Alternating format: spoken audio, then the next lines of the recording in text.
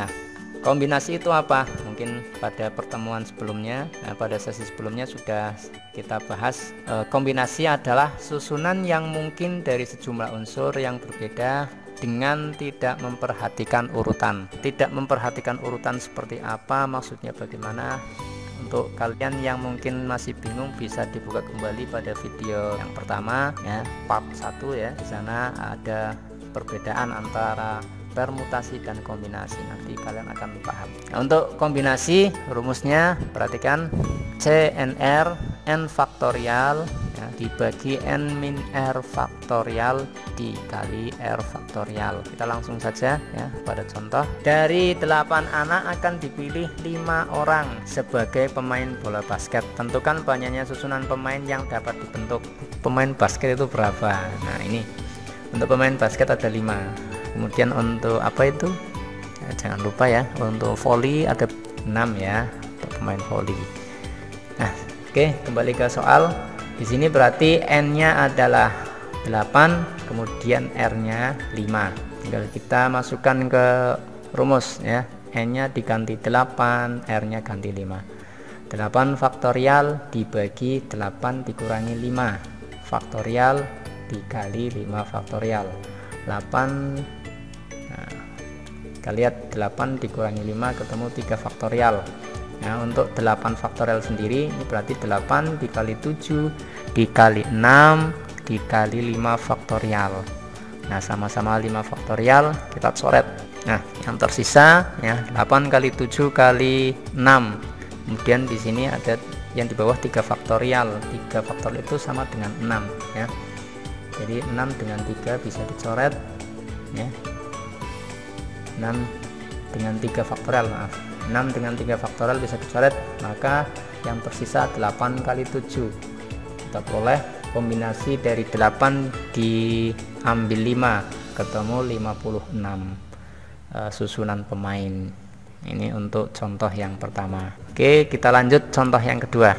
Seorang siswa diminta mengerjakan 6 soal dari 8 soal yang diberikan dengan catatan soal nomor 1, 2, dan 3 harus dikerjakan. Tentukan banyaknya cara siswa mengerjakan soal ya. Kita lihat soalnya seluruhnya ada 8. Nah, anak hanya diminta mengerjakan 6 soal saja.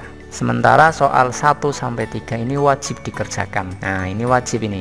Berarti otomatis siswa sudah pasti harus mengerjakan ini. Berarti sudah 3 soal yang dipilih ya. Jadi ini mau tidak mau anak harus mengerjakan ini. Nah, padahal totalnya itu harus 6 soal yang dikerjakan. Maka kurang 3 soal. 3 soal itu milih dari angka 4 sampai 4, 5, 6, 7, 8 ya. Suka-suka anaknya. Ya, milihnya yang mana? Yang tersisa berarti di sini 4, 5, 6, 7, 8. Yang tersisa 5 soal. Ya, 5 soal ini sebagai pilihan untuk anak. Nah, 5 yang diambil adalah 3. Ya, karena apa? Karena totalnya harus 6 soal yang dikerjakan. Di sini sudah wajib dikerjakan. Ya, soal nomor 1, 2, 3, kemudian dari 4 sampai 8 ini soal pilihannya. Nah, sehingga tinggal kita tentukan ya.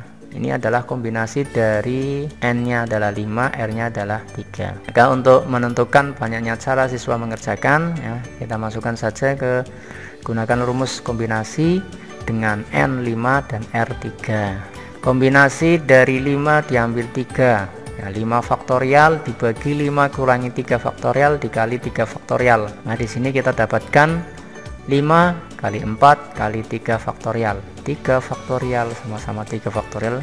Nah, bisa kita coret. Kemudian 4 bagi 2 ya, gitu. Nah, maka yang tersisa adalah 5 dikali 4 dibagi 2. 20 dibagi 2 kita dapatkan 10 ya. Jadi banyaknya cara siswa mengerjakan soal adalah 10. Oke, kita sudah melewati 2 contoh soal ya, saya yakin kalian semua sudah paham ya bagaimana cara menyelesaikan soal-soal yang berkaitan dengan kombinasi. Sekarang sebagai latihan soalnya, ini ada 2 buah soal ya, masih sama seperti kemarin ya. Nah, silahkan nanti bisa kalian coba ya, kerjakan, dan mungkin pada pertemuan atau sesi berikutnya akan saya bahas. Oke, mungkin untuk part 2 ini cukup sekian. Terima kasih sudah menyimak sampai tuntas. Wassalamualaikum warahmatullahi wabarakatuh.